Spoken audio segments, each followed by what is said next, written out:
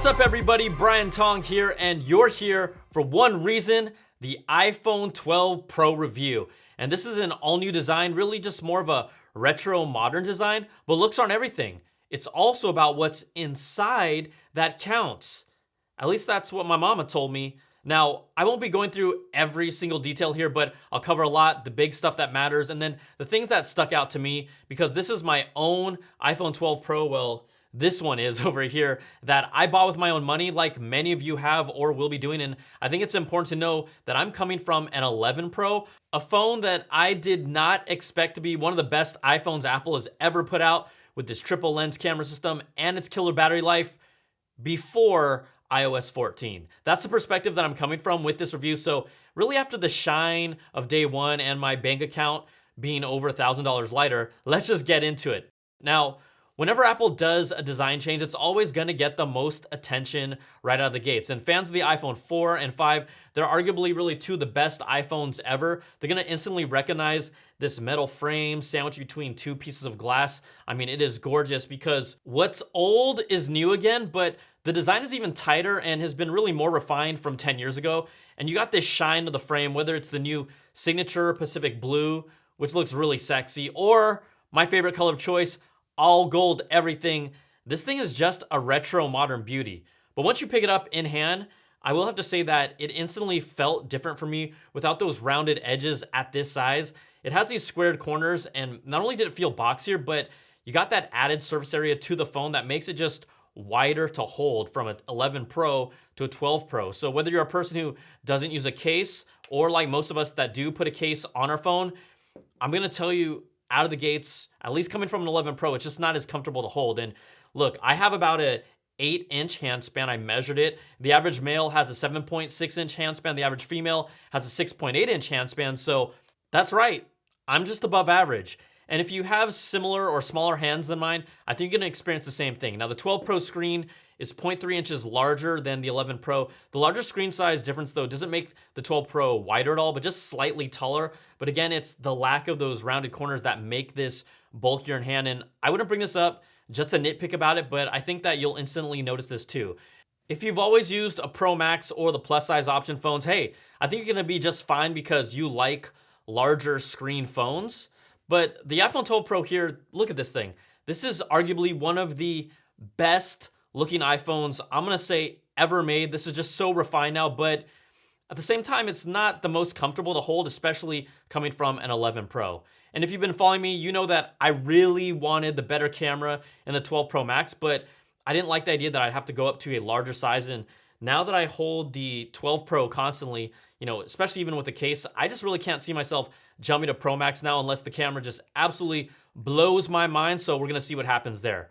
Now, this revamped form factor doesn't make the phone bad, but it was a noticeable physical change that I wasn't expecting. And since that's really one of its biggest changes, it's just worth getting that in depth with it. Now, it's also a sign to me that the 12 mini might be the top selling iPhone of this group, not only because of its price, but just how easy it's gonna fit in hand at 5.4 inches. We know though, these iPhone 12 Pros, the phone is speedy. Benchmarks with the A14 chip have shown that it's a 20% or roughly 20% increase over the A13 Bionic. Just navigating both the 11 Pro and the 12 Pro side by side feels pretty much exactly the same, even if the 12 Pro has 6 gigs of RAM instead of the 4 gigs in the 11 and 11 Pro from last year. Now, the 12 Pro doesn't lag in any way from my experience so far, but I just couldn't tell any major difference between the two at all with normal use. And it's also like a reminder of just how efficient the A13 Bionic chip is. Like, that chip is still in a freaking iPhone SE. Another big change here, 5G. And you're gonna love it if you can actually take advantage of true 5G. I went to 3 different areas and I wasn't even able to get any of it on my AT&T service. Now, I have a map here that shows that I should be swimming in 5G, but that's just not the case. And no, 5G-E is still not 5G. It just isn't widespread or consistently available in the US. And in some cases, 5G is shown to be performing even slower than 4G LTE. But hey, if you could get it, I think you're gonna love it. It's also nowhere around the immediate area where I live, which is just a big letdown. And I haven't seen the 5G Plus logo on my AT&T phone yet. I can cross my fingers that it happens. So I guess that maybe, this iPhone 12 Pro is future-proof. Yeah, that's it, but 5G hasn't made a tangible difference for me. Now, for people purchasing this phone internationally and in regions outside the US, the iPhone 12 and 12 Pro will not come with millimeter wave 5G support, and that's that flavor of 5G that may not even be available in those areas. But the non-US versions support sub-6 gigahertz 5G, but again, you won't be able to take advantage of millimeter wave 5G in the future with the 12 or 12 Pro. Okay, let's talk about the cameras now, because our phones are our cameras, but I feel like more and more it's starting to feel like our cameras come with phones. And the 11 Pro camera system, that last year just blew me away. And it was really the main reason that I upgraded from a 10 to 11 Pro. I've really broken down this whole 12 Pro camera system extensively already, so you can check out that video on my channel if you're not familiar with the specs. But this year, it's exciting to know that Dolby Vision HDR video recording is available on this phone. You'll be able to handle your entire workflow from shooting to editing and publishing with just the content on just the freaking phone, which is just ridiculous. Now, in shooting video straight from the camera, and this is with no editing, just really what the camera gave me, check out these clips because my girlfriend Shauna, she celebrated her birthday weekend with a communal style Filipino fest. It's called Kamayan. And so I just used the opportunity to test out the iPhone 12 Pro versus the 11 Pro. And you can see the shots here again for yourself. This is straight out of the camera. Right here, this table is covered with banana leaves that are being torched to dry them out and then activate the flavors in them. Now, in both of the shots that you see here, the 12 Pro, which is on the right, was slightly a little more overexposed. And when you look at the shots of the food, you're gonna notice here some details in the rice and even the white of the egg. They're lost because of that slightly bumped up exposure with the 12 Pro. Now, when it came to shooting video at night, you could see where this helps, where the 11 Pro on the left is darker. It even has this kind of like yellower hue or tinge to it when the cake sparklers are active. But then once they go away, you can see that the low light video recording is better with the 12 Pro versus the 11 Pro. So there's definitely been improvements there. Similarly, you can check out this night mode portrait shot. You can see how the 12 Pro was able to really handle it better with the ability to see more and accurately display Shauna's skin tone. And trust me, it was dark, so that was kind of one of those real improvements, at least from the 11 Pro to the 12 Pro that you could see. Now, where it gets a lot more difficult is when you compare still shots in good lighting from the 11 Pro and the 12 Pro, and the difference here can be just really subtle. Again, these are straight from the camera and there's been no editing, just what you would get if you held up your phone and then took a picture. So in this first shot of a hibiscus flower, the 12 Pro is on the right-hand side. This is a little more exposed, and then you see the saturation of the reds here are stronger, which results in the loss of a lot of the detail in the petals in the actual flower compared to the 11 Pro on the left side. Now, the 11 Pro tends to lean a little warmer while the 12 Pro leans cooler here, and this is a shot that I kind of prefer what the 11 Pro gave me. Now, in this picture of this mini pumpkin patch here, you're gonna be really hard pressed to find any significant differences here. I had to make sure that I was looking at the angle of my screen properly because they pretty much give us the same exact result. Now, here's a picture of the entire Kamayan layout. You can see the fruits, the fish, the crispy pata leg, the shrimp rice. Oh my goodness, all of it. Are you hungry yet? Okay, well, the lighting in that living room is on the warmer side, and the 11 Pro reflects that, but I actually prefer the slightly cooler shot from the 12 Pro here. And even when you evaluate these photos, it can be a little subjective depending on your tastes. Now, here's a shot of a neon light donut kind of sign that can really test what a camera can handle. One subtle thing to notice here is the reflections on the stove. They're slightly stronger and more pronounced on the 12 Pro and better captured really what it looked like in real life. But both cameras really handled this shot well, and you can see again where the 12 Pro is slightly cooler than the 11 Pro. In the real life, the color was more in line with what I saw on the 12 Pro here. And if we're talking about a normal portrait mode shot, here's another example where there's no significant difference that stands out between the two of these cameras unless you all can find it.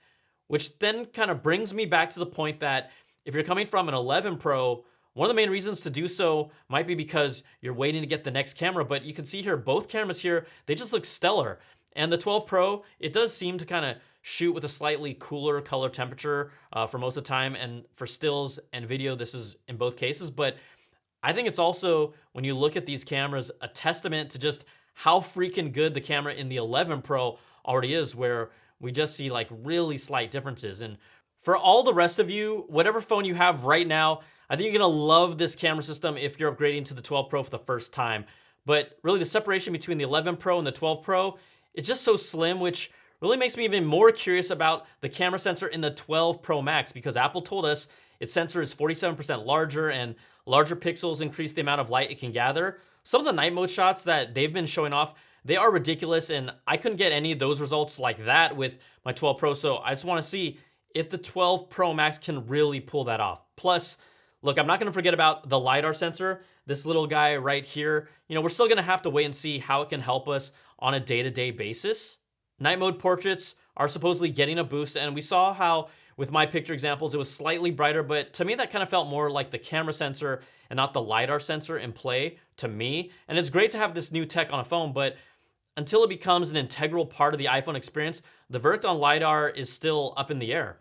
Because my hope is that with the power of the A14 Bionic, maybe we could see bokeh video from Apple in the future working directly with the LiDAR sensor. And I know other phones have it, but it can get a whole lot better, and that would be special. Like, that is something that would make LiDAR absolutely worth it, but we aren't there yet.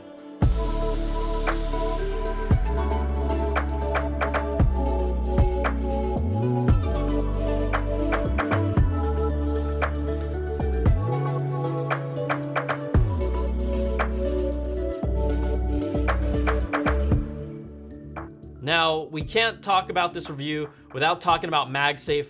I was super excited about when I first saw the announcement.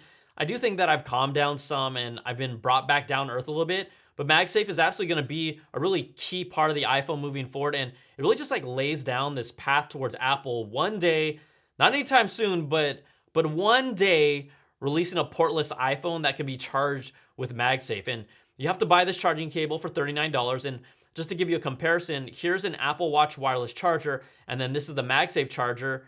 Yeah, MagSafe is the much beefier brother for the iPhone 12, but if you purchase an Apple silicon case or clear case for $49 each, they have magnets in them. You can even see kind of that ring there that will allow you to still charge them through the case. Now, some third-party cases, they're really thin enough to still use MagSafe through them, even if they don't have the magnets built into the cases, but the MagSafe connection is strong enough, and I talked about on a previous video of mine that the magnets, magnets will be strong when they're pulled, but when you slide them by friction, they just aren't nearly as strong. And I don't own the wallet case accessory yet, but we saw videos of it actually sliding off while putting it into your pocket, which kind of addresses one of the concerns I had when I first saw them. But I'm gonna wait and see just how much this actually affects me when I get those. But MagSafe has to be strong, but not too strong, while also making it easy to release. So that is a hard balance, and there's gonna be an entire ecosystem of MagSafe accessories that come out, but there's also gonna be a few caveats. For one, MagSafe, is pointing to the future, but it's still wireless charging, and it's not even close to what a wired charger can do. So if you're using the 20-watt USB-C power adapter, which you will have to buy to connect to the Lightning to USB-C cable that was included in your box, it charges the iPhone 12 Pro to 50% in just under 30 minutes. But if you're using the MagSafe charger method, it's gonna take an hour to get to that same 50% charge. If quick charging matters to you, it's always gonna be faster with wires, but I'm guessing that Apple is just banking on people to kind of trickle charge here and there throughout the day. Many of us do that already, and even if it's slower, I've got to guess that they're hoping the convenience of MagSafe will eventually just outweigh its slower charging times. And I just want you to be aware that you will be spending about $60 for the MagSafe charger and the power adapter for really more of the cool novelty of it over the best performance right now. And I still think it's a cool feature. And yes, it is just magnets added to wireless charging. And that's also why it's genius from Apple too, but it still has a ways to go to refine it. And ideally in the future, just bring significantly better charging performance. Also, if you want to use MagSafe chargers with earlier iPhones, you can, but it's been found to charge extremely slow, as in less than 2 watts slower for an iPhone SE. It works, but it's really slow and just not worth it if you don't have an iPhone 12 or 12 Pro to use it with. Now, the other thing that I wanted to mention about MagSafe are the cases that Apple offers. So, there's plenty of great options outside of Apple, but if you want to get that clear case, that's like this one here, be aware that the buttons are significantly harder to push to the point where it's not a comfortable experience. It's really an effort. I mean, I wouldn't mention this if they weren't. Like, you have to press hard to get any results here. Plus, this clear case just adds even more bulk to the iPhone 12 Pro feel. It just makes it feel wider. The other case, this silicone case, this is thinner and pressing the volume buttons is really as easy as you expect. It's just not as thick as that clear case. So I would push you towards the silicone cases. And I know that's like really silly for me because I was super excited to like use the clear case and show off like my iPhone 12 Pro with the shiny gold frame. Finally, this is the first time I've ever bought a gold iPhone. But like I joked before, your iPhone color, it doesn't matter when they're all gonna be covered up with a case anyways. So now I'm that guy now who has his phone completely covered, but the clear case, this thing, it just wasn't for me. And I've tried going naked iPhone, but then that resulted in 2 repairs in less than a month after I dropped it. After I got it repaired, I dropped it again. So I think that was a sign that the naked life isn't for me. The iPhone, that is, not me. Also, if you own an Apple leather case, Apple is warning that the MagSafe adapter will actually leave circular imprints over time from contact with it. That is straight coming from Apple. So look, MagSafe is here to stay. It has a lot of ways that it can improve, and it is not the most efficient and practical charging solution at the moment, but it's fun. And there's definitely like this nostalgia to it from the old MagSafe days that kind of connects the earlier Apple users to this new generation of Apple users. So the thing about it is, whether you like it or not, it's just up to you to choose if you want to use it or not. Now, battery life has taken a hit for the 12 Pro by about an hour less than the 11 Pro based on many reports. But I'm going to tell you, with my day-to-day use, like I've been able to get better battery life on this 12 Pro after iOS 14 just like absolutely destroyed the performance of my 11 Pro that it used to last till about 9 or 10 p.m., but it's now dying around 4 p.m. With this 12 Pro right now, I'm getting it to about like 6 or 7 p.m. before I need to get a charge on it. So I think this is going to be different for different users, and you'll get into your normal usage pattern after a few days, after you fiddle with it nonstop. But I welcome that the better battery life performance is here for me right now, and I can only speak from my own experience at this moment. And maybe it changes. Also, not being able to access 5G probably factors into my battery life performance as well. Okay, if you're watching my videos, you've seen that I've ranted more than enough about the lack of a power adapter. And what I found though is that there are a lot of you that just aren't mad about it at all. Instead, you just tell me to go buy a power adapter, or you say, just plug it into a MacBook, because everyone that has an iPhone has a USB-C equipped MacBook. I would say like maybe step outside of this little bubble that you're in for a second, because I don't think a lot of these people know that Android phones have always, up to this point, provided a USB-C power adapter to take advantage of the fast charging feature. This is standard, and I've heard all of Apple's reasons why they didn't do it, and I'm honestly happy that they're stepping up for the environment, because they're such a massive company. They sell so many phones that they can make a difference here, and that's a big part of it for them. But fast charging via USB-C is a feature that you never have to pay extra for on other phones, and it still bothers me that most people are gonna have to pay $19 to take advantage of it on an iPhone 12. Think about that, okay? I'm done with that now, but Apple has really finally bumped up the starting storage capacity here, something that I really like for the 12 Pro. It starts at 128 gigs of storage, and you can go up to 512 gigs. 1 terabyte would have been really ideal, just a nice option since these are the Pros, but I think there's always next year for that. Also, the iPhone 12 Pro, it starts at $999 US and goes up depending on storage capacity. But when you look at this entire lineup, like, who is this iPhone 12 Pro really for? And what stands out to me is that the iPhone lineup, this is already so good, right? iPhones from previous years, they're really performing just fine, and it's hard for me to say you absolutely need this phone. We used to say that, a while ago, but not as much anymore. And my advice is always, if you're happy with the phone you have and it works, there's really no need to upgrade. Now, if you're an iPhone 11 Pro user, I just don't see a reason to upgrade here to a 12 Pro unless you want the new design, which just isn't as comfortable for me to hold. That's on you. Like, the cameras, they're still extremely close and on par with each other for still photography. You saw the slight improvement in low light levels with the 12 Pro. But if you have a phone before the 11 Pro and you want the best camera the iPhone line has to offer, or maybe you're waiting for that 12 Pro Max, you're gonna still love this upgrade to the 12 Pro. But if you're a user that still likes having a physical Touch ID home button, look at the iPhone SE or just keep what you have. You don't have to really do anything, because the iPhone 12 Pro just keeps Apple's flagship phone really on track. They didn't do anything fatally wrong. They brought the new tech they needed. 5G was a must. They got 5G, and this is the crown jewel of their product line. It's also this retro modern design that freshens it up. Like, I love how it looks. It's also kind of like what's old is new. And honestly, it feels a lot like an iPhone 11 Pro with a new body after using it regularly. And this is coming from someone who is using it without being able to take advantage of 5G. So that's just how I feel. And if you really want me to be real with you, like, if I'm not reviewing tech for a living, I'm holding on to my 11 Pro and not upgrading this year. I do think you'll find even more value in the 12 and the 12 mini, but the 12 Pro, this is still a great upgrade. You're gonna love the camera. A lot of you are gonna love the design, and I think you're gonna be really happy with it if you're ready to make that jump. So I'm gonna give this a solid apple.